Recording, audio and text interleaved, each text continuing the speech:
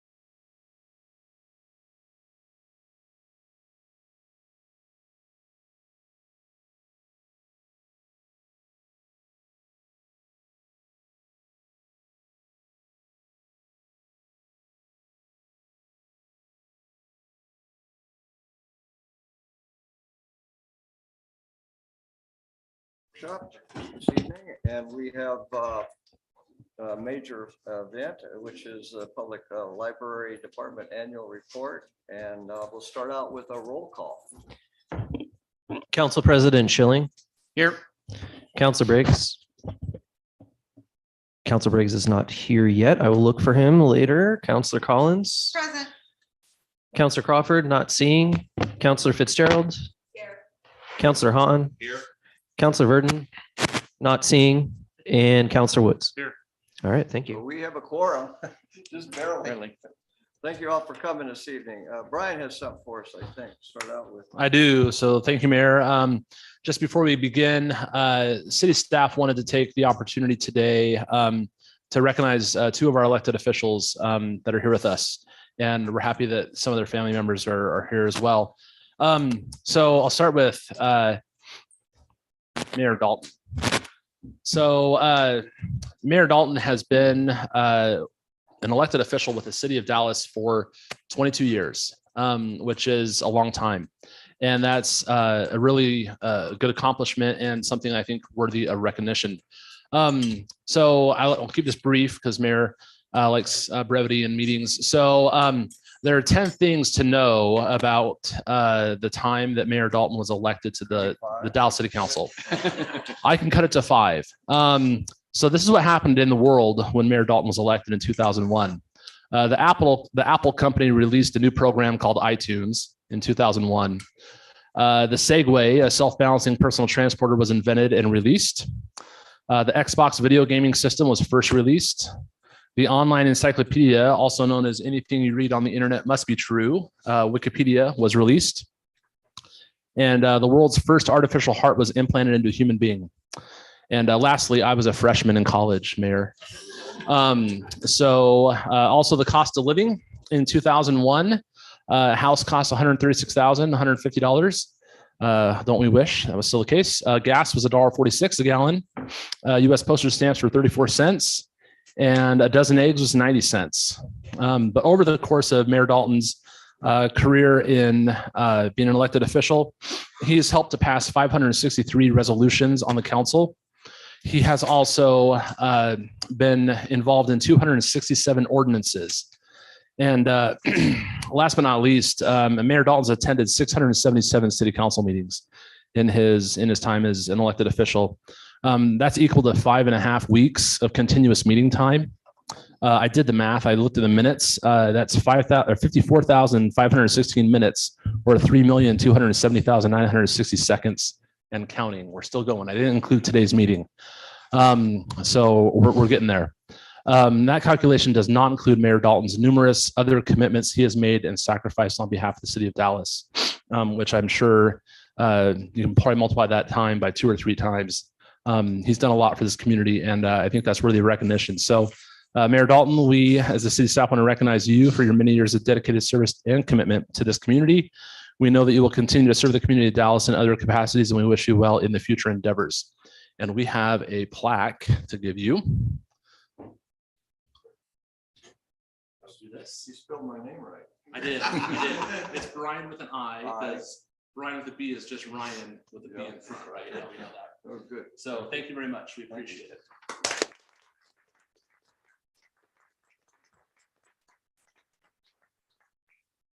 All right.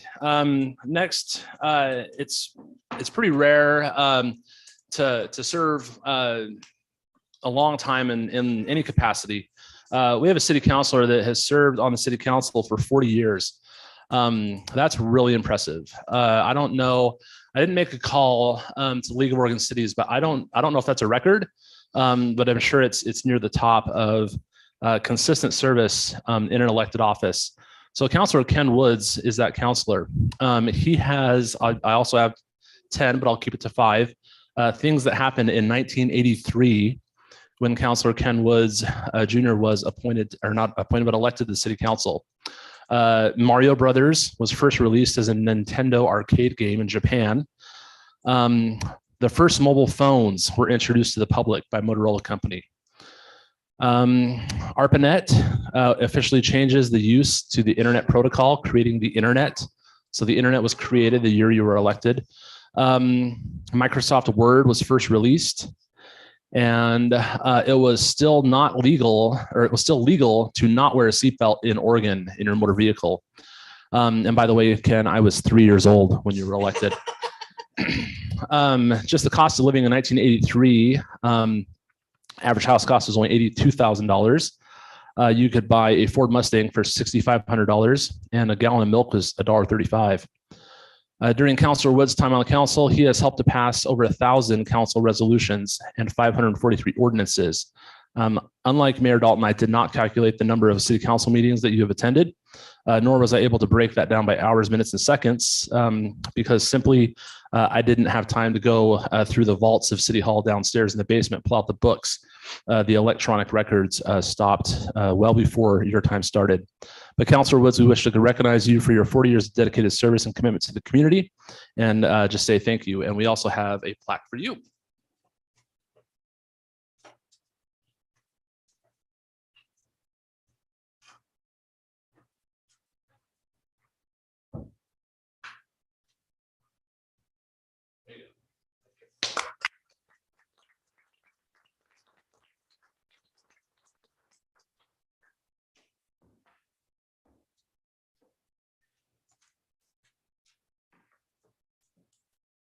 All right, so before we jump into the library report, Emily did bake goodies, which I can attest are probably really good.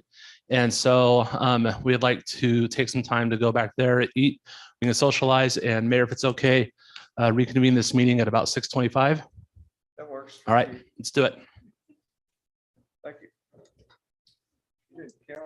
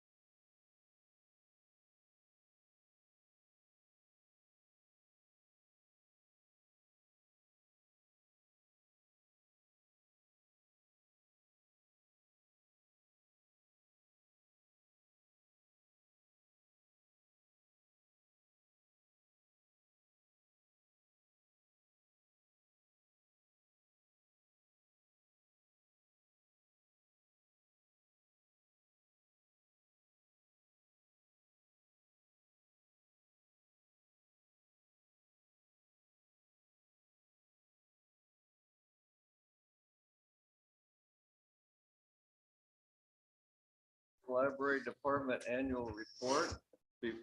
I don't want to steal anybody's thunder, but I do want to comment about our library and our librarian. We just have the most wonderful library and librarian in the world, I think. It's just a terrific organization. It gets better and better every year. Their lecture series is just amazing and well attended. And they got some world-class speakers here in Dallas, Oregon. It's really an amazing thing. So. Yes, thank you, Mayor Dalton. So yeah, I'll invite Mark Johnson to come up. We're done. You're not getting off that easy, Mark. I'm interpreting your words. You can at least tell us about this beautiful photo you have on the TV screens. Make it tonight, so Yeah, you're- they only had me come to kill the party spirit. This is, it's like, how do we get them back into the work mode? Bore them with the library. Library. I worked with a girl who actually said library all the time. It used to drive me mad. But the reason, except my little doodad isn't working. So, oh, there we go. Return to normal. This year, the last year, we tried to go back to things, but then we started thinking about there is no return to normal. There never was a normal. We think of ourselves sort of like a business. And every time you're in a business, you're always trying to recreate and do new things and find out what your customers want. So when we started thinking about how do we go back, we realized there really wasn't any going back. It was just always innovating, always trying to do new things, always trying to, and I really like my staff because they're not afraid to throw things away when things don't work. And so there's a lot of times we will try things, they don't work, we throw them away, we try something new. So we decided there is no return to normal. And we're all about books, but we do a lot of other things. You guys know the budget, about 100,000 of our discretionary funds, half of it goes to books. Plus we get grants and donations and we spend that on books. So we probably spend about $60,000 a year buying new books, but we do all these other things too. Libby, which is our app that has ebooks and audiobooks.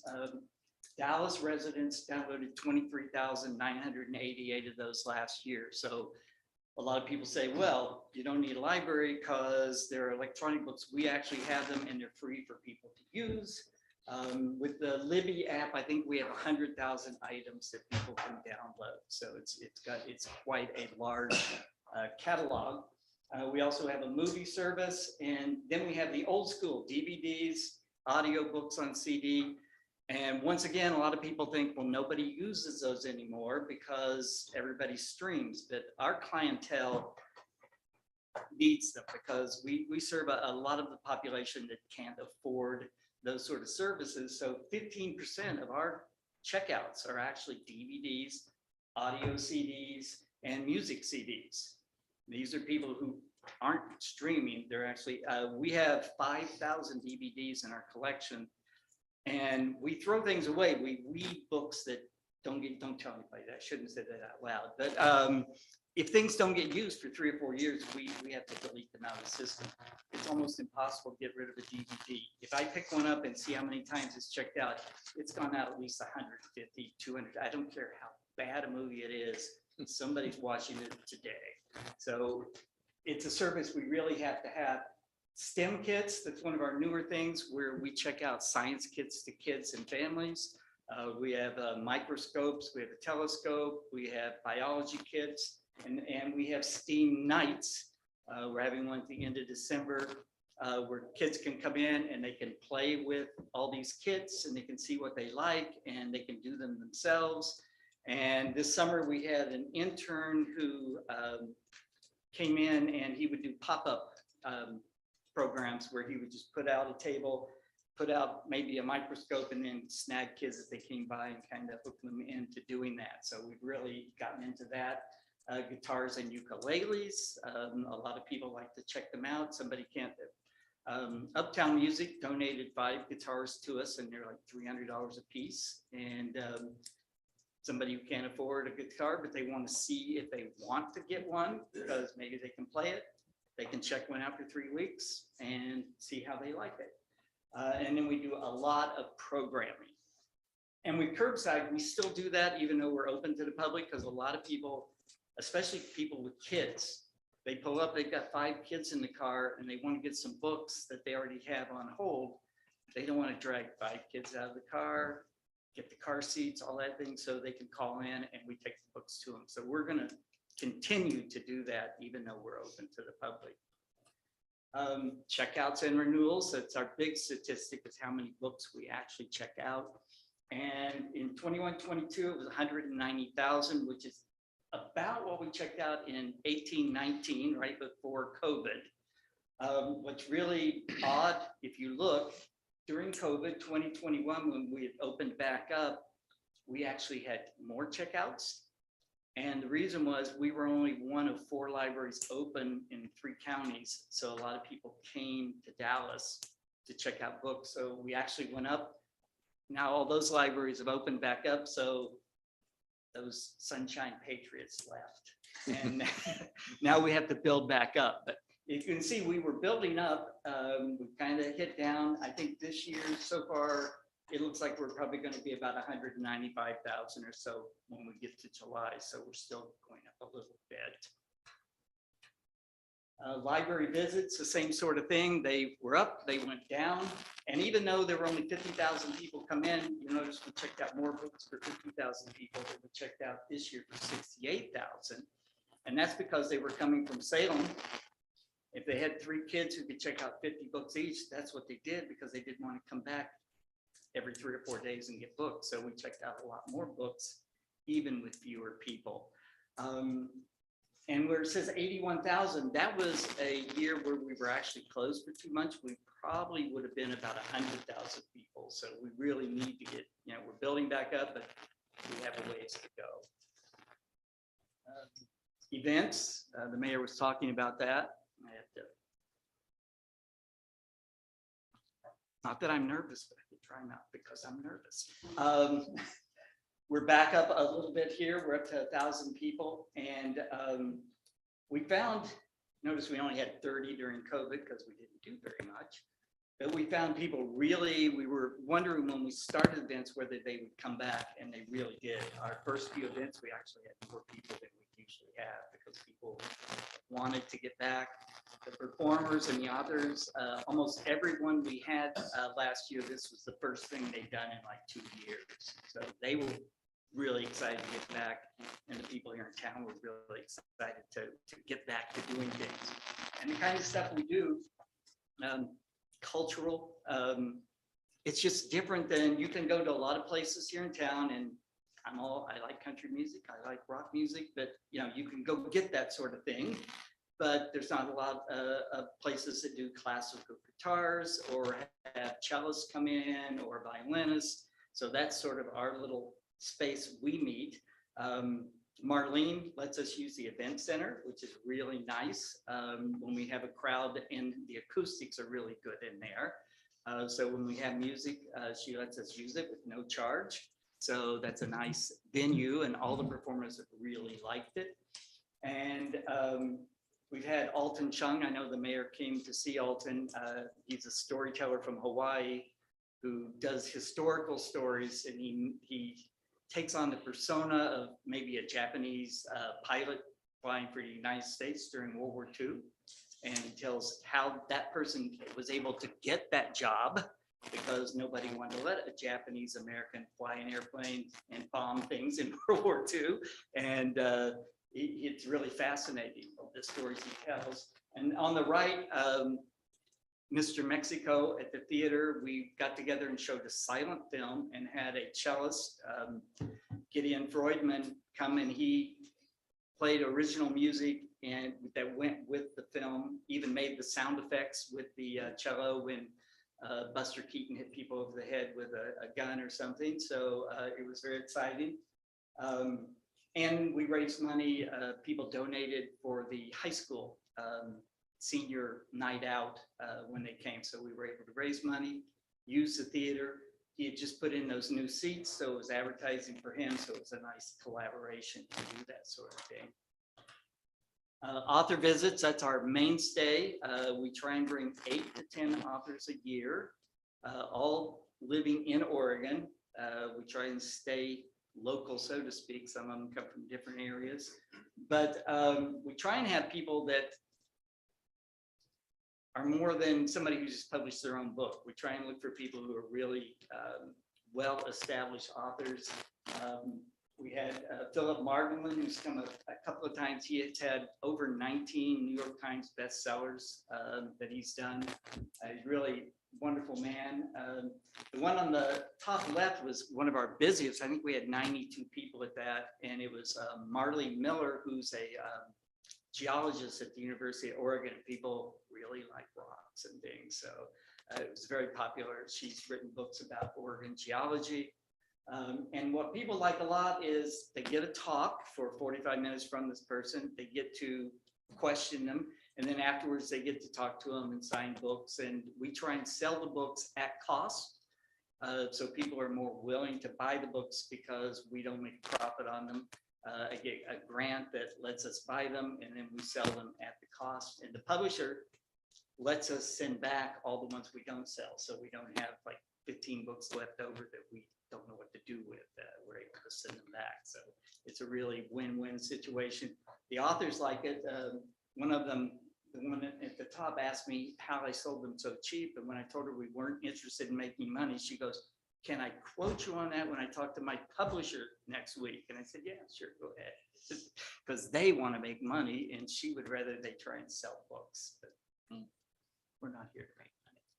But you might think I'm here to make money, but I'm not. And then we do other things. On the right, that's Uptown Music came and taught people how to play the ukulele. They're going to come again. We're thinking maybe in January and do that. We had a nice crowd for that. We show movies. Not to compete with a theater, or usually they're not first run movies we're showing. We also do science lectures. Mr. Anderson, I think a lot of you know him, that lives here in town. He comes and does a lot of space exploration stories, and he's doing one December 17th on Apollo 17. It's the 50th anniversary. He was there for the launch, so he has some video from when he was there watching the launch take place. Once again, we do the STEAM nights.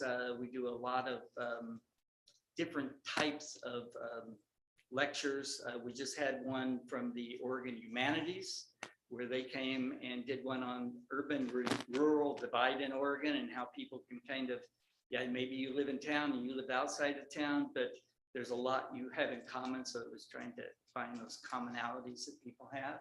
And we do paint nights.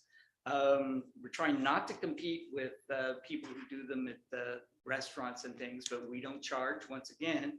So we have a waiting. We usually put out a list about a week before. We only take 20 people. We usually have a waiting list of like 8 or 9, and it fills up within about 2 days because people love to come paint gnomes and trees and all the things that I can't paint. I help, but I don't do anything. Events for kids, we do a lot of those too. And you notice the kids, it's almost back up to where it was. So those are really going really well. And during COVID, we did more kid events because the parents for the younger kids really wanted them to come to story time. So we started doing live story times before a lot of other libraries did. In fact, I just saw a Portland library just was bragging, which I couldn't understand why they were bragging, that this was their 100th week of all virtual story times. And I'm like, why are you still doing virtual story times? It just loses something. Kids really need that interaction of being able to see other kids, make crafts, dance and sing. So we were really lucky that people in town wanted to get back and do that sort of thing. Oops, put the wrong way. These are some of the events we had. We do a lot in the summer in the park for summer reading. On the right-hand side, that's one of our microscopes that kids can come play with. And we have little things that they can look at under. It's a little electron microscope. And in the middle is Angel Ocasio. He's been here several times. He's a magician and a clown and a musician, does it all. He actually is the artistic director for the Oregon Rose Parade. And so he does a lot of work up there, and he loves to come to Dallas and eat at Taters. That's one of his favorite things. things to do. When we go there, we always take a picture of our food and send it to him to make him jealous, so he'll want to come back. We also do paint nights. The one on the left there, that was paint a llama with your mama night. So a kid had to come with a parent and paint together. Then there's Pokemon that we did. And then we also have authors for kids. They're usually not as well attended as the adult ones because kids, even if they have a favorite author, they don't think, oh, I want to go see that. So the parent has to kind of make them come. But this one was an illustrator. He made us a little picture from one of his books that we were able to put up. And he taught kids how to draw, and he sat with them afterwards for about 30 minutes and had them all draw pictures about characters they would want him to put in one of his books. And so it was really a nice feature. Teens, not quite as many teens want to come to things. That's one of our hardest things to do, is make a teen, because I don't understand, but the library's not cool when you get to be a teenager. It's we can always pick out the library kid that's going to come. But Betty really tries really hard, and you'll notice, like, we have 20, 30 events for kids and 140 for kids and 20. Betty Simpson, that's 160 extra events that she's putting on every year that she has to prepare for, get ready, find volunteers to help her. I mean, it's really a lot of work besides all of her work in the library. So it is a lot. And she helps, I do the adult events, and she helps quite a bit with those events too. So she really does a lot of work to get these things going. And trying to get the teens to stay is really difficult. Mostly what you need is food, and let them make a big mess. If you can have pizza and let them throw things, they enjoy themselves. So when she shows movies, they're interactive. So if certain words happen on the screen, they have to get up and throw things at each other, or they have to eat something, or they have to drink something based on what's happening on the screen. So it keeps them active. And she has a teen advisory board that helps her come up with the ideas of what they're going to do. And that's always a nice thing too. But where are we going? The year ahead. It's always more exciting to look forward than backwards. Maybe, unless you're heading into a Mack truck or something. It's exciting, but not good. Like when I tried to drive home the other night from the event we had on Thursday when it was icing, I tried to go down Ellendale and it was totally closed off, and I had to try and figure out how to get out of town, get home. Renovation. We're actually doing a little bit of renovating on the library, which we've been in it since 1990, the building, so there's some things that need to be done. The back of the building was important to us, and that's a capital improvement plan that you guys allowed us to do. $72,000, because 75 to 80% of the people who come in the building come in the back door. We have a counter on both sides, and it's always 3-4 times as many coming in the back, and that's the ugliest place to come in. The awnings, we have 3 different awnings that have been put in over the years, and one drips onto the other one, and then it leaks onto people's heads as they walk in. The windows are beginning to rust because they're really old. They need to be replaced like windows do. So this is really going to help us. I think I was talking to the Rotary a few weeks ago, and I told them that one big window that's there now, there's a little bit, the caulking comes loose at the top. And one day I sat out there and saw 17 bats come out of there. So if we could seal that up. In fact, one day we went in to the little office there in the children's area, and there was a bat hanging there from the ceiling. It stayed there for about 2 days till it finally went away, and we were able to close that spot up. So we were afraid we'd show a movie and the bat would start flying around. So we wanted to make sure that it wasn't going to come out. The bathrooms, that's $100,000 to do the bathrooms. It's going to be through the ARPA because it's all going to be redesigned, because 1990 ADA was different than it is now. So we've got to make things bigger. We got to move things around, redo the floor, tear it up, put in new pipes. So it's very expensive. And even a janitor's closet. Since 1990, the janitor's been using the riser room, which is not allowed. So he's finally going to get his own janitor closet so he can move all his supplies over there. So that's really a necessary thing. The next, to transform that senior center where you saw all the events we're having, because it's really not connected to the libraries. There's one way into it, but we can't use it all the time because we can't man it because of the way you have to go into it, and we can't use it the way we want to use it. We want to have a meeting room, a story time area, and make half of it into what we call our picture book area. So it's going to take that part alone. It was cost out 2 years ago at $170,000. So who knows what it's going to cost now, but we're going to work on that. Betty, once again, she has no, she doesn't have an office. She has a little area that she kind of uses, but we'll be able to build her an office if we do this in this area, so she can be with the kids and actually have a checkout area back there. So we hope this all comes together. Once, if we can do it at the same time, great, but if not, the next part is actually the library itself.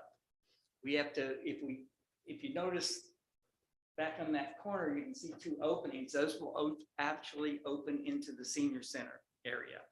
And that way we'll be able to use that as part of the kids area. And she'll have a desk there that lives on both sides, so she can keep track of the ones that are on this side in the old part of the library and then the new. But it also means we have to move everything that's in the front of the building to that end and move all the adult things to where the kids' things are now. So we got to kind of reverse the entire library, redo the carpet, because the carpet, once again, was put in years ago and it's beginning to fall apart. So this would be the perfect time to get a new carpet. So there's a lot to be done to do both areas together. You're talking, maybe $500,000. I don't see anybody opening their wallet when I say this. Okay. And then coming attractions, we're always trying to do different things. These are 3 performers I'm working with right now. Cello Bop is going to come back probably in May to do another silent movie. You're going to do a concert before the movie and then do the movie. It's Sherlock Holmes Jr., which is another Buster Keaton movie. And he's going to California to perform, so he's going to stop here on his way down. So we're looking probably in May to do that. We have Mayan Harp, Lisa Lynn, and Ari Frankfurter. They've come a couple of times. People really love them. They've both been performers that have performed all over the country, all over internationally. Very good harpists. And then Akaija Afroso is a African fusion artist from Ghana, and he just got back from Ghana doing a documentary and putting together a tour that's dance, music, and his documentary. It was done through a grant through Duke University. I talked to him a week ago, and he has to perform certain performances at certain universities because of the grant, and then he's going to work out coming here and do the performance here. So I'm hoping that'll be late winter or early spring. So we're always working, trying to get these things organized, but it takes a lot of time, and trying to get, Dallas isn't on the freeway. So trying to make it so this works out with their schedule is always a difficult thing. But they like to come here. The performers who come to Dallas really like to come here and perform. So it is really nice. I think I've shown this before. Wrong one. What we're looking to do ahead is, fundraise, got to come up with money. So writing grants, we're looking at that, trying to get the community to donate money, expand our programming. If anybody ever knows something they think we should do, can't promise we'll do it, but we'll take it under advisement because we're always looking for new things. Find a way to reach people who don't come to the library. It's that unknown quantity. How do you find? Probably half the people in Dallas don't even know we have a library. A lot of people, the first time they come, think we're a branch of the Salem Library. So, how do you communicate to people who you're not communicating with because they aren't listening? So we really need to look at that. Partner with local businesses. We've worked with Mr. Mexico. We put things in different businesses in town. So kids have to go there, different things. We try and do things with the businesses, but there's more we could do. Working with the schools, which is very difficult. There's a new school across the street from us, and they bring a class over every day. So that's been really nice. They bring a different class every day to use the library. The community school uses the library, and Morrison uses the library.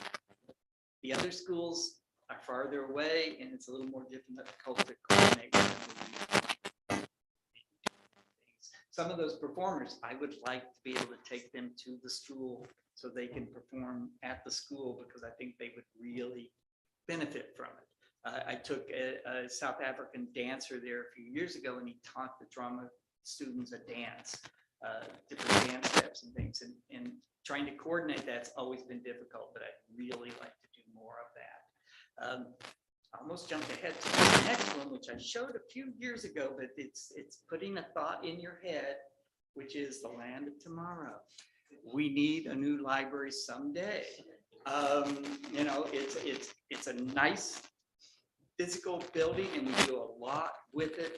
But even the state, for the size of the city, state guidelines would say you need a 20 to 25,000 square foot library. This one's with the senior centers, 10,000 square feet. So we're about half the size of what a town this size should have.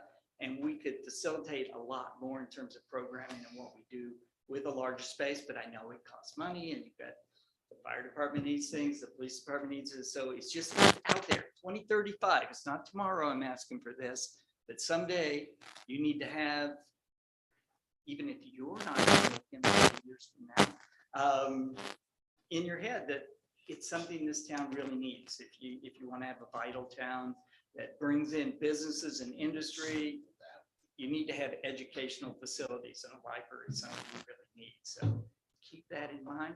And with that, I'll shut up. Yes. Which window is your office? I'm in the basement. Oh. That's usually where you end up. That's the UCSD library in San Diego. It was built, I mean, it's a very beautiful building. It's built in the 60s, but it's called the Flying Saucer. Obvious reasons. Anybody have any questions? Have I put you to sleep? I attended something interesting the other day, your Harry Potter night, which wasn't really featured there at all. There was one picture, but I Yeah, didn't my mention daughter it. was in it. I saw it. Yes. You might want to talk about that as representative of the kind of incitement. We try and do that we didn't do it during COVID, obviously, but we've done it before. And we had 250 people show up at various points because it was a come and go event. But it is our biggest event of the year. Adults dress up, kids dress up. Once again, Betty has like 10 different volunteers doing potions and divination, and we had butterbeer and wands, and the kids get a wand that tells them what house they belong to. I don't know a lot about Harry Potter. I've never read it. I hate to Don't tell you. admit that out loud. But we were afraid because it had been a couple of years that it would be, like, oh, does anybody care? It was really a giant event. We had more people than it was very difficult. 250, it's an estimate because I was trying to count them, but you can't count ants when they're crawling all over the place. So I did the best I could. But it was quite popular. The most we'd ever had before was 175. We'd had at one of these before. And the Pokemon that I had on there was big too. I mean, we had about 80 or 90 kids come to that. So those special features that kind of tie in some of the cultural things that kids are into right now really, really helps. And the parents seem to love it. I mean, they want to dress up, and a lot of people come and complain that they're not allowed to, win prizes, take part in it. And I made a small child cry during Harry Potter because I had to judge the 5 and younger costume contest. And I picked the little girl and the little boy, so we gave him a prize too. So, but I said, I'm never going to do that again. Somebody else is going to decide who wins those. But yeah, those special, they're not books, but even when we have, I showed you a picture of 2 classical guitarists, they talk about, where did the music come from? How did it develop? They would bring a 15th century guitar and say, this is what music sounded like in the 15th century. So it's also educational as well. So, it's being informative as well as fun, but if you don't make it fun, those teenagers will never come back. And our clientele is families with young kids and older people. People that are working in the middle and going to college don't have time to run to the library. So we miss them, but we got to hook them so they remember they went to the library when they were little and come back when they have time to do it. Thank you, Mark. All right, thank you. Wonderful.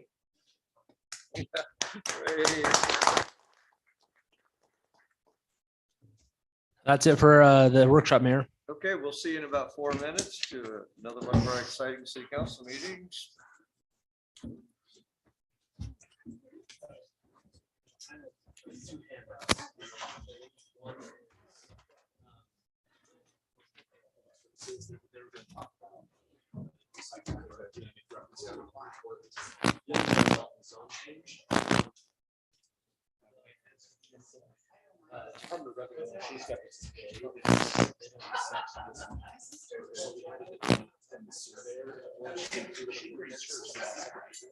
And I got her.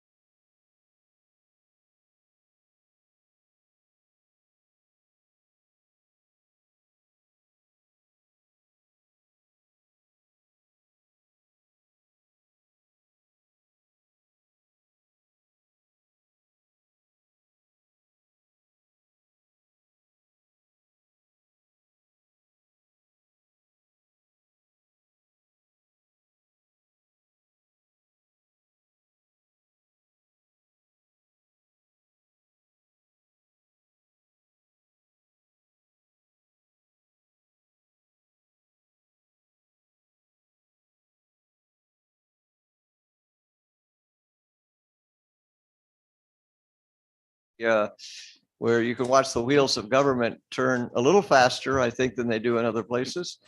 So welcome this evening. We're glad to see you. Secretary, I'll call the roll. Council President Schilling. Here. Counselor Briggs. Here. Counselor Collins. Present. Counselor Crawford. Here. Counselor Fitzgerald. Counselor Hahn. Here. Counselor Verdon. Here. And Counselor Woods. Here. Thank you. Thank you very much. Please join me in the Pledge of Allegiance. I pledge allegiance to the flag of the United States of America and to the republic for which it stands, one nation under God, indivisible, with liberty and justice for all. Thank you very much. We don't have introductions, recognitions, or proclamations this evening. However, we've arranged to have a public hearing, which you'll find on page 4 of your program. And the purpose of that is to rezone land for residential, low density, et cetera, from it to something else. And so what we do here is we go through a public hearing, and I will now declare this public hearing open at 7:02 p.m. It's an official public hearing before the Dallas City Council on the aforementioned matter. At this time, are there any counselors who wish to declare any ex parte contact, site visit, or conflict of interest? Mr. Mayor, I'm gonna have to recuse myself. I know a lot about this site, and I've been suggested that I recuse myself at this point. So noted. And you're going to join us from the audience. Is that correct? All right. Thank you. Note that Council President Schilling has recused himself. Let me explain the procedure for this hearing. Staff report will be given and the applicant will then be given 15 minutes to present their application. Persons who wish to testify on this matter will then be called forward and given 5 minutes per person. After that, the applicant will be given 5 minutes for rebuttal testimony. After the rebuttal, the hearing will be closed to public testimony. Any person may request that the hearing be continued or the record left open in accordance with ORS 197-763. Failure to raise an issue with sufficient specificity to afford the council and the parties an adequate opportunity to respond to each issue precludes appeal based on that issue. Please address all testimony to the applicable criteria listed in the staff report or to criteria you believe apply to this decision. May we have the staff report, please?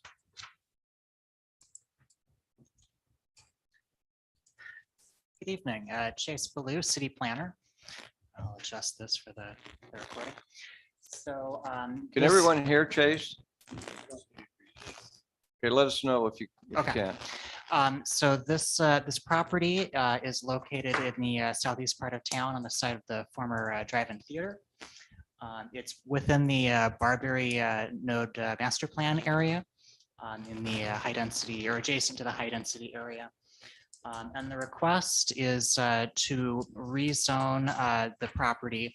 It's about 10,500 square feet to rezone it from the current low density residential to the high density with the overlay of the Barberry Node Master Plan. As we can see from the air photos, it's adjacent to an existing development that is in progress, which again was part of the former drive-in site. The zoning for most of the development that's occurring is high density, but there is a small corner of that development which is currently zoned low density. That property is actually outside of the Barberry Node area. It's the area that's highlighted there in the purple is the Barberry Node overlay. And that small corner is not part of that. And so the request is to rezone that little corner from the RL to the RH with, again, the master plan overlay. There's 5 approval criteria for the zone changes. It has to be consistent with the statewide planning goals, comprehensive plan. There has to be adequate utilities to support development of the site. It has to be in the public interest and must conform to the transportation planning rule under state law. The staff report goes into some greater detail as to how those approval criteria are met. But with that, this staff report shows that those criteria can be met. And so the Planning Commission, when it was presented to them, recommended that the City Council approve this request with 2 conditions of approval. Yeah. So that's the brief staff report that I have for you. Happy to take questions. Okay, thank you. Does the council have any questions of staff on this particular issue? Larry? Chase, was that a lot line adjustment made to bring that in? No, it would not in and of itself require a lot line adjustment. Okay. Any other questions of staff? Chase? Okay, hearing none. Thank you. We'll move on. May we have the applicant's presentation, please? Please sign in, state your name and address to record. You have 15 minutes.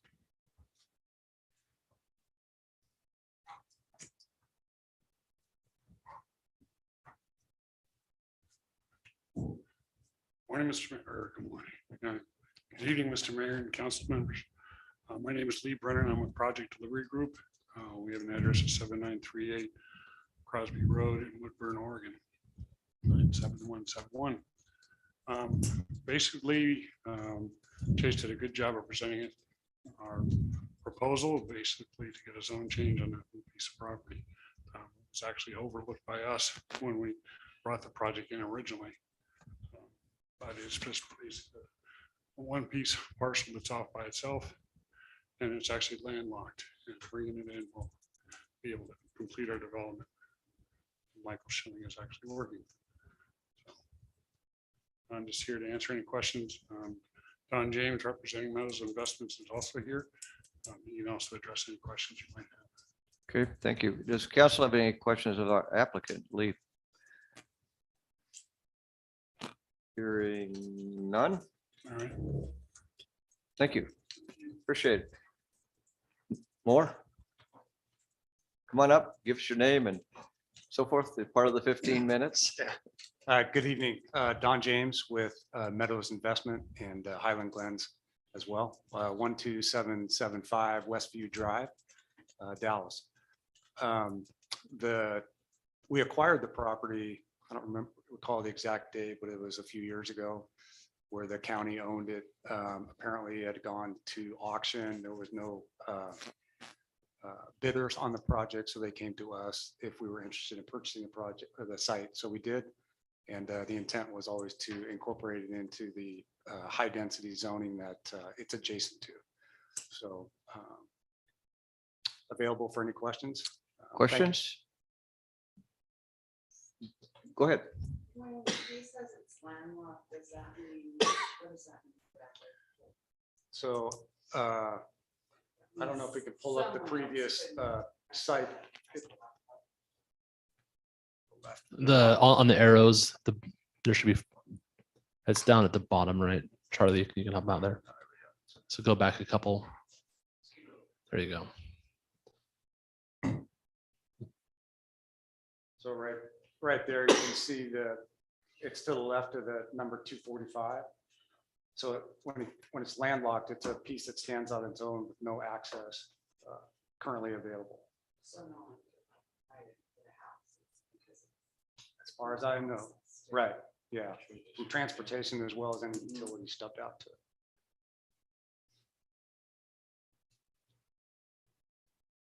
Again.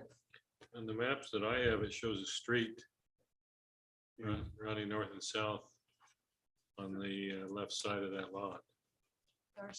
Darcy Drive. Yeah. So it doesn't look like it is landlocked. That's recently when we did those improvements within the last year. That's why it's no longer landlocked.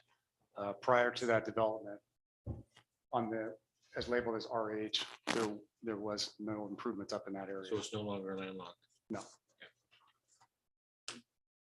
Further questions? Thank you, sir.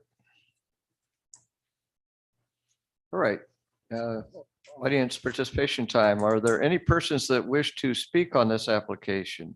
If so, please sign in and state your name and address for the record. You'll have 5 minutes. Anyone wish to speak to this issue here in the room? Right? So this is be your time for rebuttal, but I guess there's not anything to rebut. One more thing, council have any final questions of the applicant? Okay, or comments is, I guess I just want to say, if it's not landlocked, why would you say that it was landlocked? okay, Lee's coming back up. So originally it was landlocked before we did the development of the But RH. it's not now. So It's, why I said, well, I should have said original. When the parcel was there, when it was its own separate parcel, it was land. But it's no longer Did you know land. you were gonna put a street in there in the development? We added that later when not when that parcel was purchased. No. We do now know. We do now know that it is. And actually, I don't believe that parcel goes all the way out to Darcy. I don't have that map in front of me. That parcel-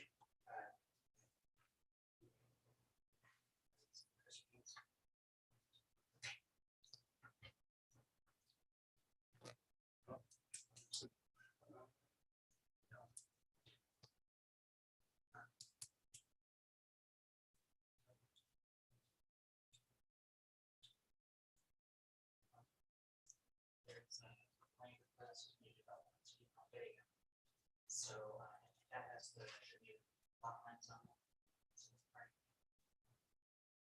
But technically, it's not connected to Darcy.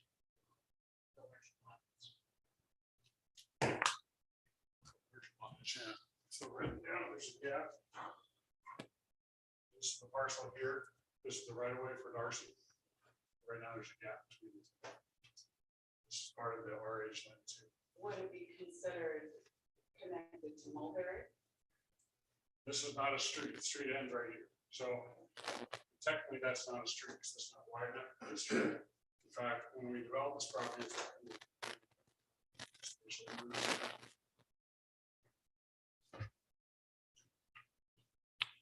Apologize for any confusion. Okay. Council, is there any questions of staff? Anything to ask the staff? Anything? Very well. I declare this public hearing closed at 7:12. May we have deliberation by the council now? Anything to deliberate? And we'll be asking for a motion after deliberation. Okay, is there someone willing to make a motion to accept this as presented? Yeah, the motion's on page 4 of the packet at the bottom. At page 4. All right. Sorry to not catch that.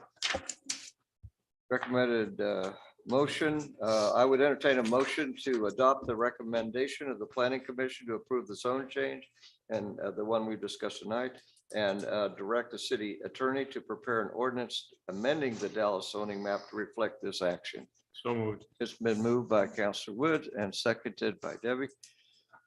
Any further discussion on this? Hearing none, all those in favor signify by saying aye. Aye. Opposed, same. Motion carries unanimous. Uh, No, this- sorry. 6-1. 6-1 with Kim Fitzgerald in the negative. Is that correct? All right, motion carries 6-1. Thank you very much. Thank you for your presentation. Thanks, everybody. On we go to the consent agenda. There's 3 items. First one is the approval of the November 21st. I'm sorry, Public comment. before public the- comment. Yes. Oh, gosh. I've only done this how many hundreds of times? A lot.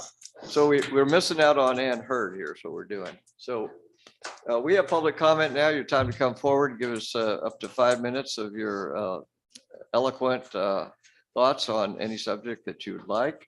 And we also have perhaps someone on the phone that we'll find out. So let's start out with Ann, name, address. Thank you. I was gonna call on the phone, but then I felt a bit, so I came in. My name's Ann Hurd. I live at 623 Southwest Peter Street. And boy, am I glad we lived there. Because Saturday night, what a show. Our whole, we're back onto the park parking, filled with decorated cars, jeeps, pickups, fantastic.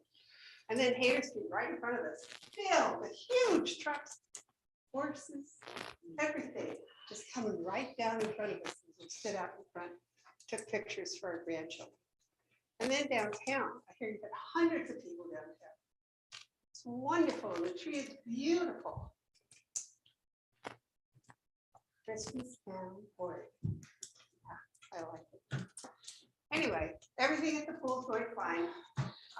As president of the Friends of the Dallas Aquatic Center, in the past week, we got $1,000 donation that we get from this couple every year, typical of the donors that we have that are so committed to the pool.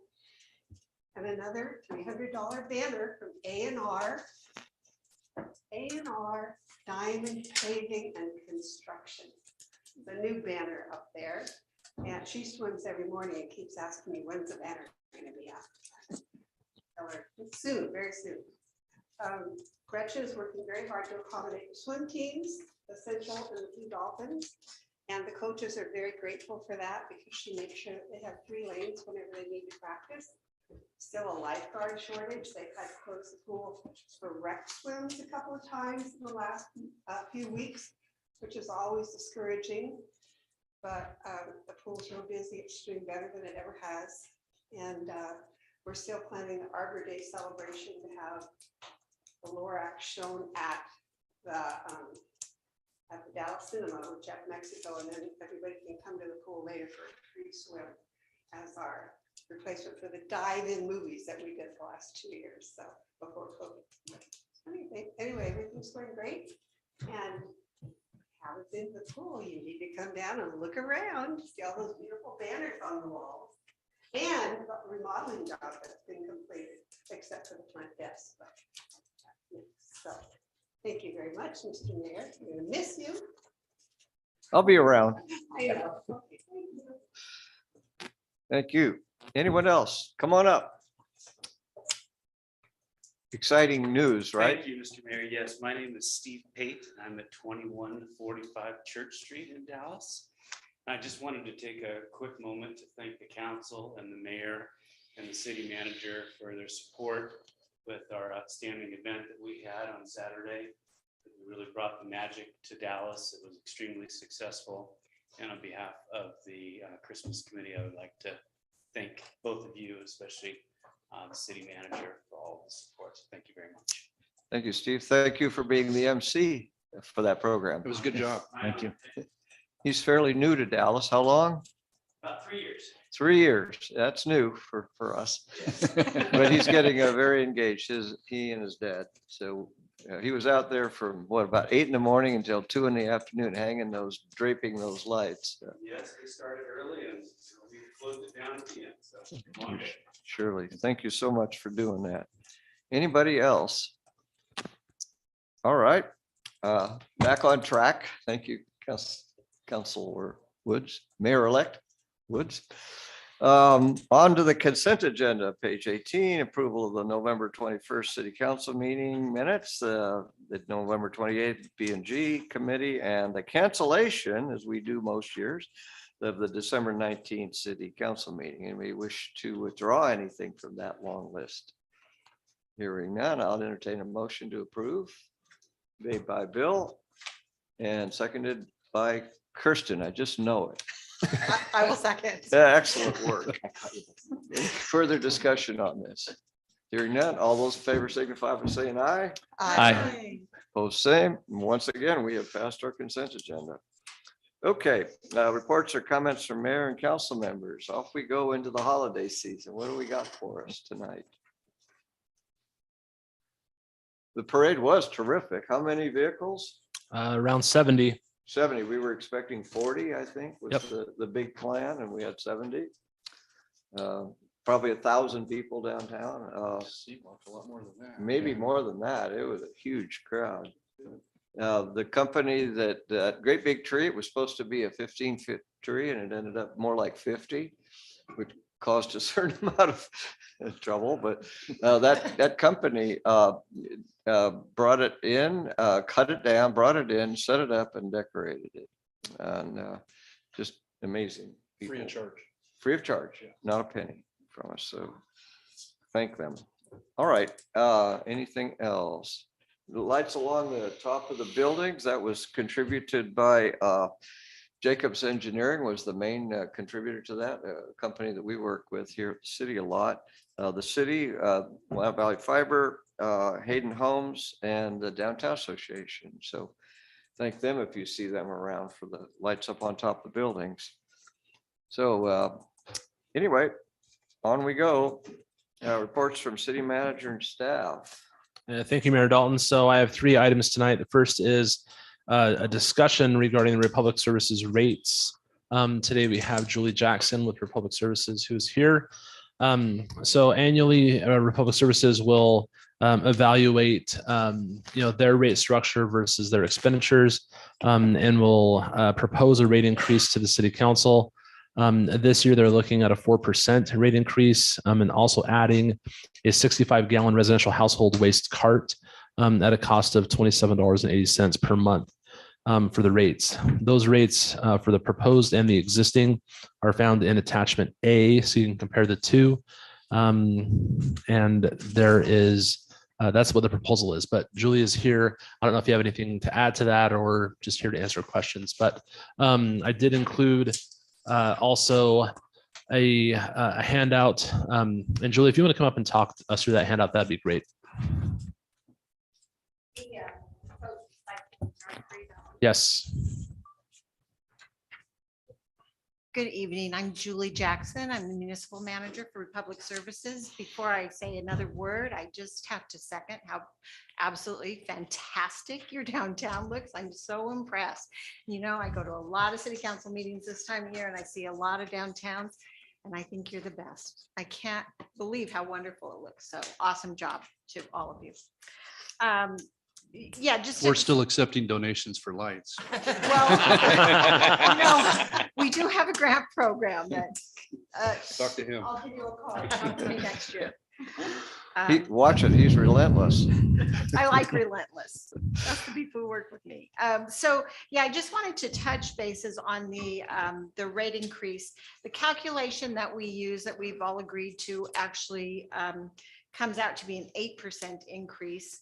We are hedging our bet, and right now things are looking a little better, that fuel prices are coming down in the coming years. So we're only asking for 4%.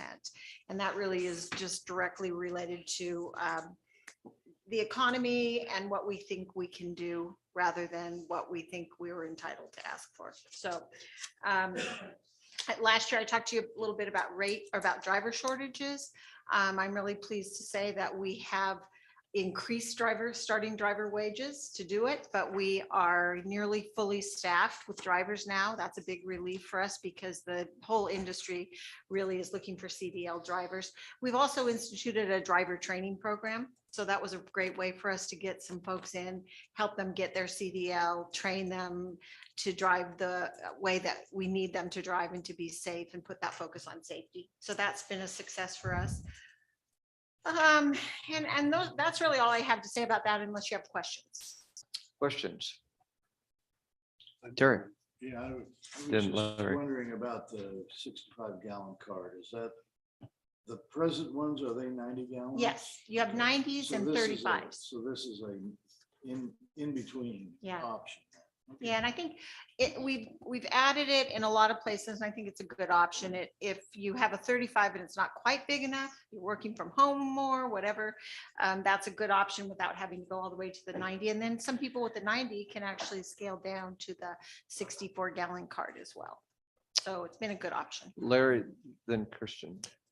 And I guess my question might be more directed to Brian. We had a Okay. complaint a while back from a citizen that was relentless about not being able to get a dumpster delivered. Sam was tied in on that, if you recall. Forward to the email. Did we ever get that resolved? So I think the concern was that of the size of dumpster that they could get.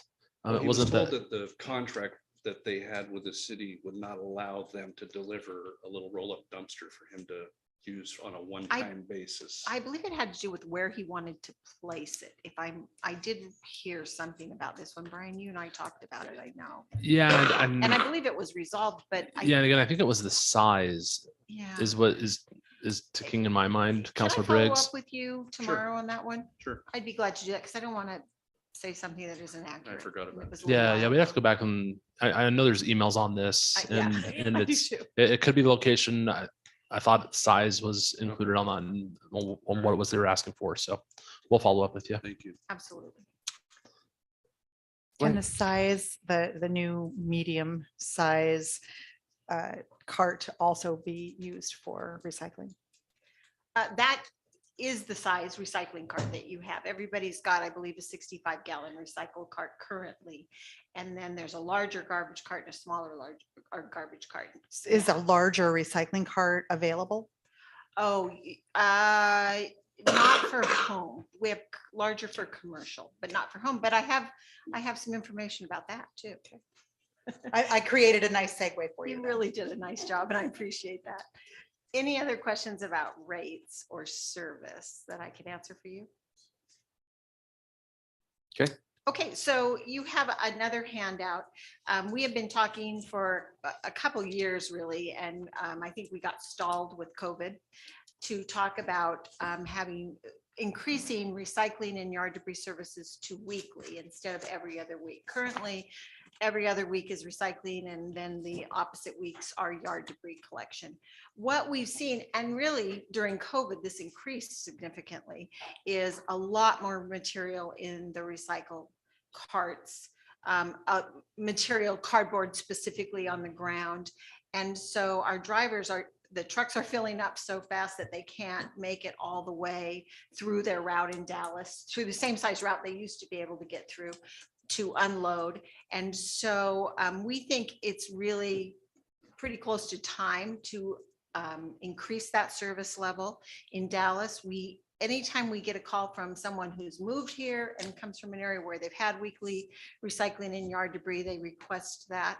We have weekly yard debris and recycling in all of Benton County and all the towns in Benton County, in most of Lynn County and the towns in Lynn County as well. And what we're seeing is there's just a lot more recycling. Cardboard is a big contributor to that with Amazon deliveries, and all the delivery trucks you see on the street, they all come in a box. So something that somebody might buy at the grocery store or at Fred Meyer now comes with a box as well. And those boxes are taking up a lot of room in the recycling. We also think that yard debris is great to have weekly, and that's because things like leaves, when the leaf collection's over, but there's still leaves coming down. We look at the use of yard debris carts and the tons coming in, and they're really only 2 months in the year where the volume is pretty low, and that is it's kind of middle of December through middle of February. If you look at that 60-day window, I think the rest of the year, we really start seeing those yard debris carts filling up pretty regularly. So we think that's a great idea. There's also we call it the RMA, the Recycling Modernization Act, which was signed into law next year. That's going to significantly change what we recycle in Oregon. And by that, I mean, it's going to increase what we recycle. I think it's revolutionary. It's good for Oregon. It's good for recycling, but it is going to increase what's in the carts. No longer will there be a list of things that can be recycled in Portland and a list of things in Dallas and another list of things in Eugene. There'll be a statewide list, and anything that can be recycled in Portland will be available for everybody else in the state, even as far as John Day and out. And this act was really intended to get people who live in rural areas to be able to recycle as well. So we know there's going to be more material in the cart coming with that act as well. And it doesn't take effect until July 1st, 2025, but we're trying to step up and get ready for that now because, it's really only 2.5 years away. And we think that statewide list will come out quite a bit sooner than that. And once it's released, people will start recycling that material. So I didn't bring you a cost because we know it'll be an additional truck and an additional driver. So currently there's one driver that comes and he does every other week, one or the other. We'll just add a second truck and a driver. The great thing about that too is that we would have a recycling driver in town every week and yard debris in town every week. So if a cart were missed or people needed an extra pickup, there'd be the availability of doing that. We think the cost is going to be between $3 and $4, but that's sort of my back of the napkin guess when I talk to our financial manager. What we can do, if you're interested in having us come back to you, is what we call a pro forma analysis, and we would look at all of the services in Dallas and the cost of service, and then bring you back a more locked in price for that, so that you could consider that.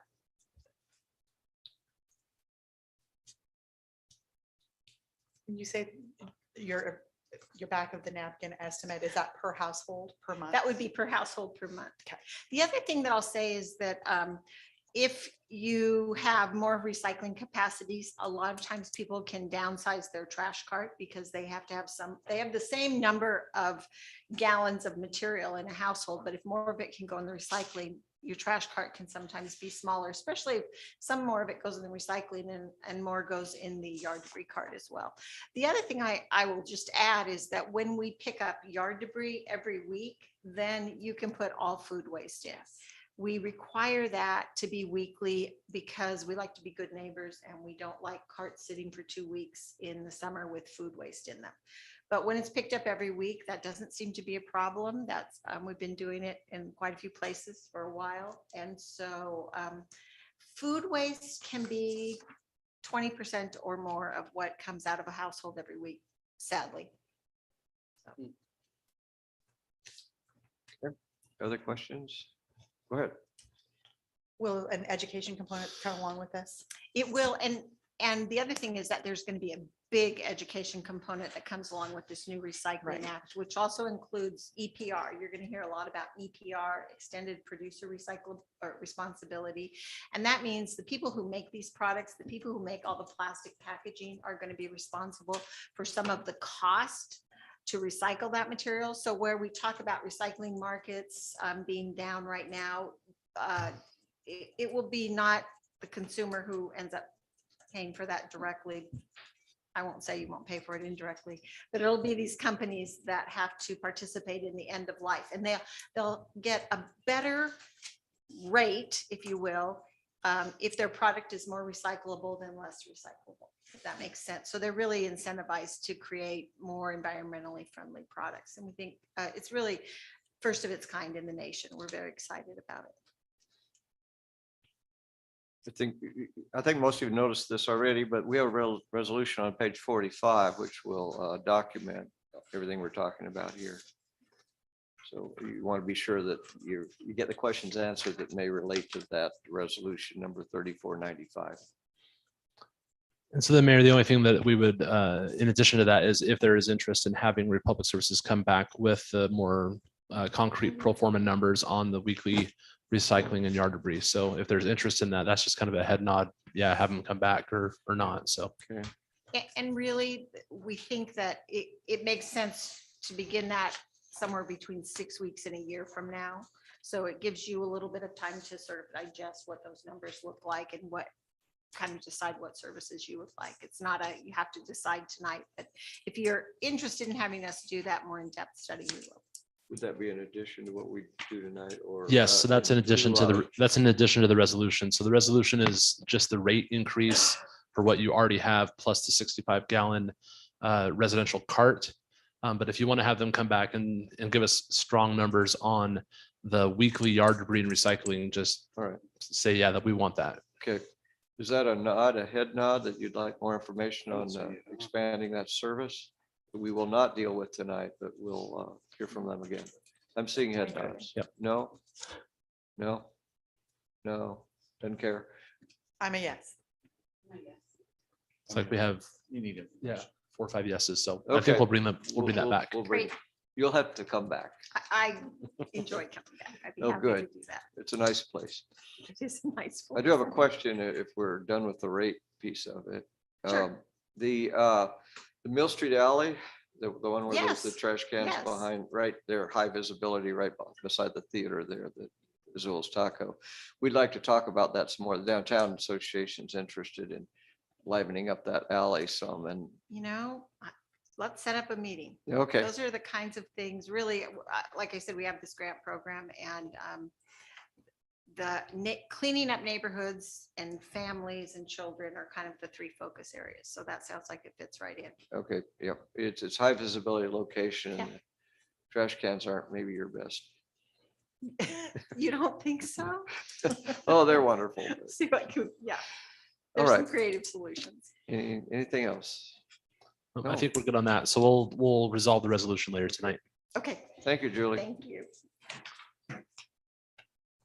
Anything else? Yeah, so we have two more items under the city manager report. The next one is just simply a referral item for the council to consider a referral to the Public Works Committee, which is proposed to meet later this month on the 19th. That's a week earlier than normal, but because of the Christmas holiday, the later that week into the next Monday, we're recommending the meeting be a week earlier, so on December 19th. And it has to deal with our utility rates. And so I included the 3 or 4 resolutions that that have set our current rates for water service, sewer service, and stormwater. And so those are included as attachments under attachment A. But what we have come to at this point in time is that of those utility services, the sewer and the stormwater rates are not scheduled for any type of annual increase in 2023 or beyond. The water rates are the only utility that we have that has an annual increase built into the resolution. So knowing that we have some pretty significant water projects in our windshield, a new dam that we want to build. We want to, we have the James Howe Road post-treatment water storage reservoir we're looking at. There's some water line projects in particular we're looking at. There's some sewer projects we're looking at. We want to be able to really take a deeper dive with the Public Works Committee, looking at kind of the capital improvement projects that are ahead of us, and then figuring out what would be an appropriate annual increase in the rates over the next 3 to 5 years. And so for each of those utility services that we have. So if it's agreeable with the council, I would recommend that discussion be referred to the Public Works Committee later this month to really evaluate those utility rates. Okay, very well. On page 30, you'll find a recommended motion, which would be to refer the discussion on water, sewer, and stormwater rates to the Public Works Committee. Anybody wish to make that? So moved. Been moved by Michael Schilling I'll second. and seconded by Bill. Any further Should negotiations we, on? could we request that when it comes back to council, if it comes back to council, we can see a comparison of the other cities? Yeah. If it comes back with an increase. Yep. Okay. Yeah, I'll say it on record now, and we'll talk in more detail with the committee, but and that's okay to look at other cities and kind of what the rates are. I will tell you that we are comparably low today.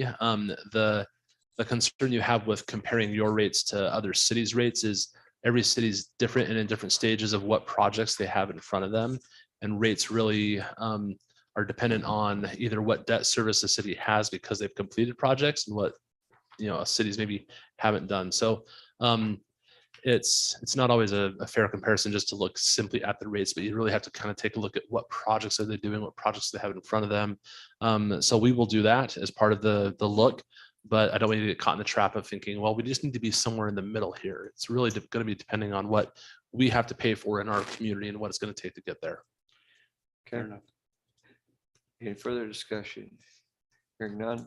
Those in favor signify by saying aye. Aye. Opposed, same.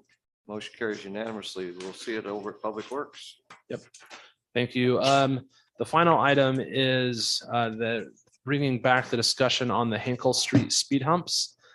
So when we last talked about this, you'll recall that the city council has powers to do certain things as it relates to the streets and traffic provisions in section 6.000 of the municipal code. Speed humps are an item that is not delegated to my authority, and so this is a decision that the council gets to make. There were 2 speed humps that were installed on Hinkle Street, and there were 4 options that we gave the council as recommended potential actions. When we last met about this, you really resolved to discuss 2 of them. One was either removing the speed humps, or the second one was to widen the width of the speed humps so that they're more in line with the raised crosswalks that you have in town, like on Walnut Street or on Loch Rail abutting Roger Jordan Park. And so, but you asked us to go and survey the people that lived on Hinkle Street. So we did that. The survey is included that we sent out to the neighbors, and that's attachment A on page 43 of your packet. We asked those 2 questions and included the responses on in the table on page 41. So to the question of should the speed humps be removed, 3 people. So first we issued 74 surveys. 21 of those were returned. So of the 21 responses that were returned, 3 of them said yes to removing the speed humps, and 17 said no. And one of the respondents didn't answer that question. Of the widen the speed humps, 12 people said yes and 10 said no, which is 1 more. So 1 person voted twice, and at least it appears that way. So to the question of removing the speed humps, the feedback we received from the public was kind of overwhelming. No, we don't want them removed. We would keep them there. To the question of whether or not to widen them, it was really split, half and half. And so again, there are pros and cons to each of those options. They're listed there on page 41 of the staff report. Staff would recommend the council go with option 2, which is to widen the speed humps in their current location. Again, there's some pros to that. It enables, it is a traffic calming device, having a speed hump in the road. It does slow traffic, which is a concern that we've heard from residents on the street. The speed humps, when they're a little bit wider, don't cause as much jar on vehicles as they go over them. And we're not going to be damaging the street which we just paved. If by removing them, we would have to cut into the street. So that would be a downside of that. The other option besides those 2 is just to do nothing, leave the speed humps as they are, which you can also do as a third option.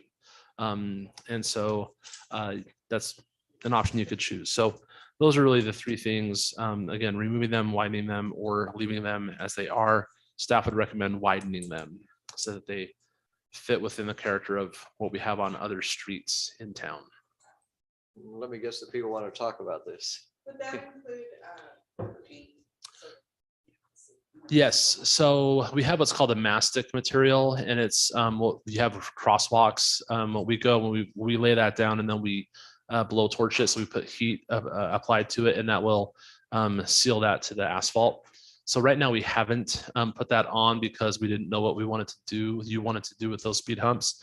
If we wanted to widen them, we weren't going to put the mastic on. If you choose to do nothing with them and keep them as they are, if we have weather like we had today and tomorrow, we're anticipating no rain, we can put that mastic on during the winter time. Ken? Mm-hmm. Oops, sorry. Ken? Is the object to reduce the speed to 10? Because I drove that in my car at 25. I need a helmet. Yeah, I can try to do 25 and take the, no, this was. Smooth it out. But they're not very visible as they are right now. And if you want to reduce the speed limit, maybe you should put signs to reduce speed limits before the humps. Yeah, so I think it's certainly not to reduce the speed limit below 25 miles per hour. The speed humps as they sit today, I think encourages you to go below 25 miles per hour to get over them. A wider speed hump, right? A wider speed hump you can take at 25 miles per hour, like you do on at the raised crosswalk at Loch Rail or on Walnut. You can take those around 20-25 miles per hour. Or faster, but we don't advertise that, except in public meetings, of course. And so you can, but we are trying to encourage people to not go above 25 miles per hour, which is a complaint we constantly get on Hinkle Street. And so, I do think that retaining the speed humps in some form or fashion on Hinkle is a good idea. I would, and what I'm proposing is to widen them, especially for noise considerations. If you take a trailer, like a construction trailer over that speed hump, and there's lots of loose equipment on there, that gets really noisy for the residents that are nearby. I do hear from one resident who's really not happy with the speed humps. I'm sure he voted no on, or yes to remove them. But that's a consideration I think that's important, just from a neighborhood aspect, is, kind of reducing the noise a little bit to where we can, but still keeping the speeds under control on that road. I'm definitely in favor of widening them. I live at Uglo and Academy, and I can hear the construction trailers go over those things from my house sometimes in the morning I get up early and it's very quiet out, but those workers get there early too, and I can hear it. The sound travels. So I can imagine that poor guy that lives right in front of them, that can't be pleasant. And then also making them more visible, sounds like it's gotta be a better idea, because we've seen that, all over online, that people are upset that it's quite a surprise. And they're Yeah, jarring. and there are two signs, or there are 4 signs, 2 on each side, that are showing that these are coming. So if you see the sign, it's there. A lot of people just get lulled to sleep on Hinkle because it's a long straight road and they're maybe not paying attention, which is another reason to have them there, to be honest. But I think the noise itself is going to kind of temper itself, because people will start to realize, oh, hey, there's speed humps here, I need to go slowly over them. But marking them will definitely help with the mastic material. People will visually see it. Again, we haven't done that yet because we weren't sure what the resolution of the speed humps were. We didn't want to throw good money if we were just going to rip them back out. Michael. I have 2 comments. First one is noise will not be reduced by widening. I live next to one. The trailers will still make the same noise no matter how wide they are. They will be able to go faster over them because the wider ones are designed to go faster over in a larger vehicle. So the construction trailers can go faster. I'm concerned, the biggest concern I have is the TBD.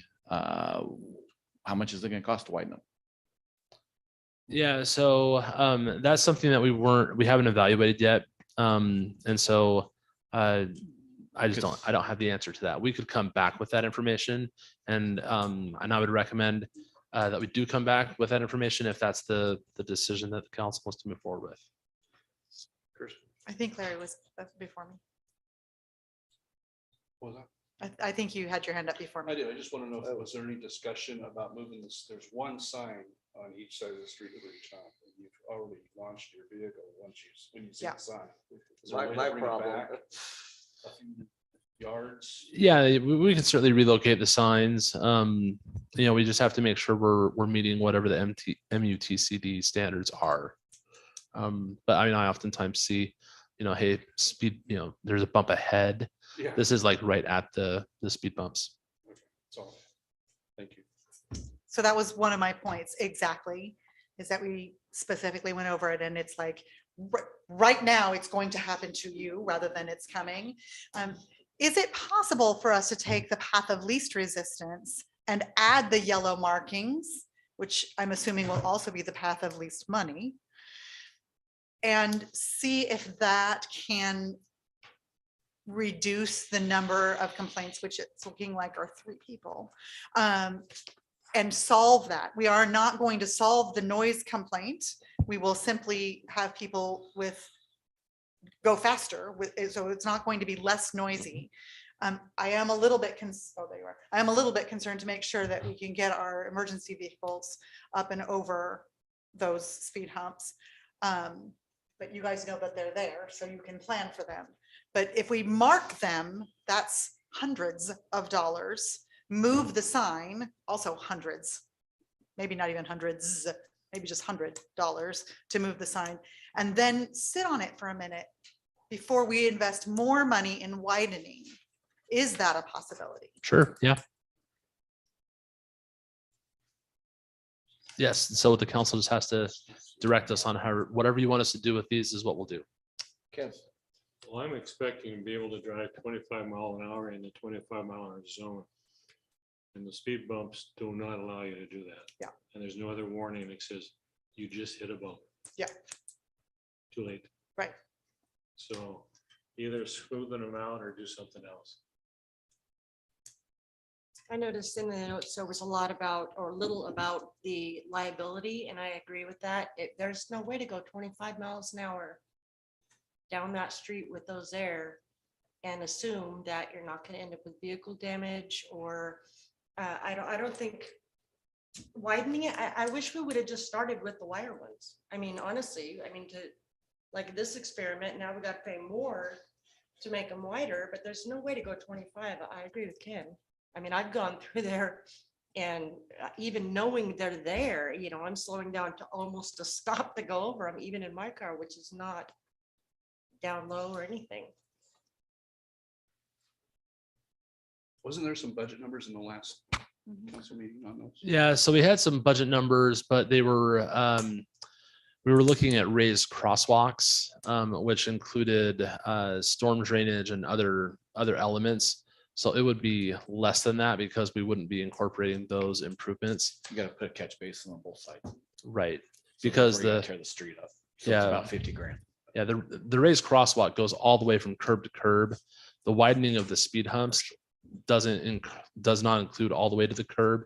It's just the asphalt surface of the street. Okay. So it's less. I mean, I would, if I were to spitball a number out, I would say to widen these speed humps is going to cost you between, $6,000 to $12,000. You've got 2 humps east of Uglo. How come there's no speed bumps west of Uglo? As you get west of Uglo, the road does an S turn before it gets to Main Street. But it should have one, I think, just before Uglo's intersection, because there's a lot of traffic going that way too. Now, as a council, you can make that decision. Bill, I'd like to make a motion that we widen them and stripe them so that the warning is there, and maybe move the signs back, making it appropriate. Because I really hate to see us makeshift, just paint them now, because it's gonna come back to us anyway. Okay. And, I hate to have my teeth fall out every time I go over them on Hinkle Street, so that's my motion. so your motion is to widen them and move the signs. And stripe them. Stripe. Yep. Okay, the 3 elements of the Right. motion. All right, is there a second to that? I'll second. Or, Debbie first. Okay, now discussion. Any discussion on this? I'm going to ask the secretary to call the roll. Council President Schilling, Yes. Counselor Briggs, yes. Counselor Crawford, Yes. Counselor Fitzgerald, Counselor Hahn, Yes. Counselor Verdon, Yes. Counselor Woods. Yes. So Okay. 7 yeses. Yes, No, yes, yes. there's Did he call you out? Oh, did I You get missed Kirsten? Counselor I am Collins. so sorry. Counselor Collins, how would you like to vote? I'm gonna go ahead and vote yes on that. All since I know right. The answer. So now There we you got go. 8. There you It's unanimous. All right, so 8 to Apologies. zip. There you go. You got the guidance you need? Yes, we do, Mayor. right, thank you. And that's my final report for the evening. Okay. And, all right, on we go. We have a resolution that we talked about earlier. It's on page 45. It's resolution 3495, resolution approving changes in rates for refuge and recycling collection service, related services, and repealing resolution number 3473. For the reading of this resolution, any discussion? Hearing none. Secretary will call the roll. Council President Schilling, Yes. Counselor Briggs, Yes. Counselor Collins. Yes. Thank you. Counselor Crawford, Yes. Counselor Fitzgerald, Yeah. Counselor Hahn, Yes. Counselor Verdon, Yes. and Counselor Woods. Yes. Thank you. Okay. Excellent. I declare resolution 3495 to have passed by unanimous vote. On to the second reading of ordinances. We have two this evening. First one you'll find on page 47. It's an ordinance 1881, an ordinance amending Dallas City Code section 2.362 relating to public contracts. Any discussion of that before we go ahead? All right. I declare ordinance at 1881 to have passed its second reading and now place its final passage. Secretary, call the roll. Council President Schilling, Yes. Counselor Briggs, Yes. Counselor Collins, Yes. Counselor Crawford, Yes. Counselor Fitzgerald, Counselor Hahn, Yes. Counselor Verdon, Yes. Counselor Woods. Yes. Thank you. Excellent. I declare ordinance 1881 to have passed by unanimous vote on to 1882, and I believe there's a supplement to that. There is, thank you, Mayor Dalton. So I passed out this packet of ordinance 1882. We were contacted by the Department of Revenue today. Although we've given them ordinances similar to this with the map, which is shown on page 6 of the supplement, they did not feel that that map was appropriate. This is a case of the paperwork and the application landing on a different staff member's desk at the state. That, one person said yes and the other person said no. The person that said no wanted to have the surveyed map, so we include that on page 5 of the supplemental packet as part of the ordinance. And so we just wanted to include that so you were aware of what we're going to send to the Department of Revenue, is also including in the ordinance exhibit 1, which is on page 5 of the supplement. It looks like this.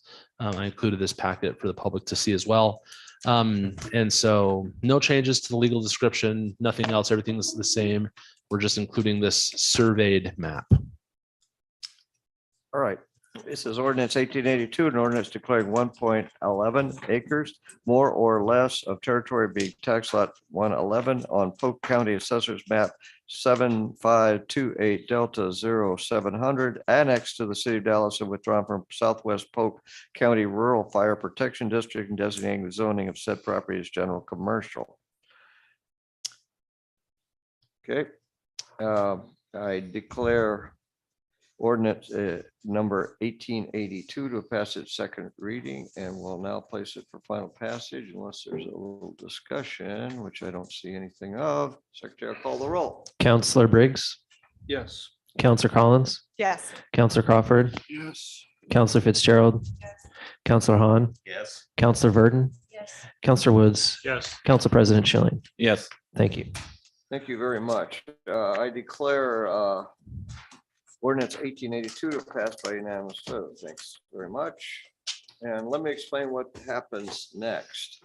We're going to have an executive session here, and that's on our schedule, and that requires the audience to leave for a little while. We will re-adjourn after that executive session and conduct business as usual. So if you want to hang around outside somewhere and come back, you're welcome to do that. But meanwhile, we're going to be in executive session, which requires me to read a script, which I'll now do. Dallas City Council will now meet in executive session. Executive session is held pursuant to ORS 192-660, subparagraph 2I, to review and evaluate the employment-related performance of the chief executive officer of any public body, a public officer, employee, or staff member who does not request an open hearing. Representatives of news media and designated staff shall be allowed to attend the executive session. All other members of the audience are asked to leave the room. Representatives of the news media are specifically directed not to report on any of the deliberation during executive session, except to state the general subject of the session is previously announced. No decision will be made in executive session. At the end of the executive session, we will return to open session to take any action, and we'll welcome the audience back into the room. So we are now in executive session.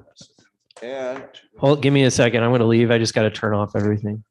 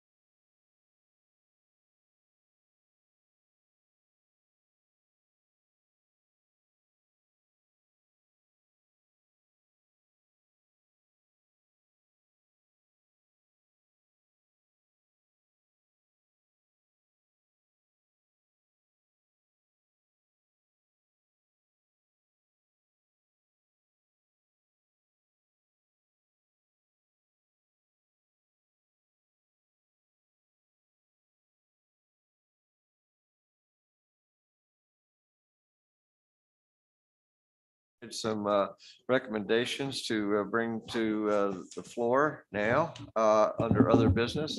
So who would like to offer other business to us, Larry? I would like to make a motion. Oh, good. I would move to direct the city attorney to draft an amendment to Brian Lotta's contract to include a 3% employer contribution to a 457 retirement plan. All right, someone like to second that? Second. Been seconded by Councilor Mayor-elect Woods. And further discussion in the open here? Hearing none, all those in favor signify by saying aye. Aye. Opposed, same. Motion carries unanimously. Congratulations, Brian, you're working for us again. Thank you. All right, any other business come for the council this evening? If not, I will slam this gavel down on a piece of wood and we're done. We're adjourned. Thank you very much. If you could hand in these executive stuff. Yes, please. Yes, sir. Yeah, we stacked enough for you. It was our thank you for those delicious cupcakes. I wouldn't. I wouldn't. In fact, this was fast enough, and I got to speak with. We got this group school, you know, we got this group train. Right? 3. I spoke with Nathan now long enough. I didn't look different now.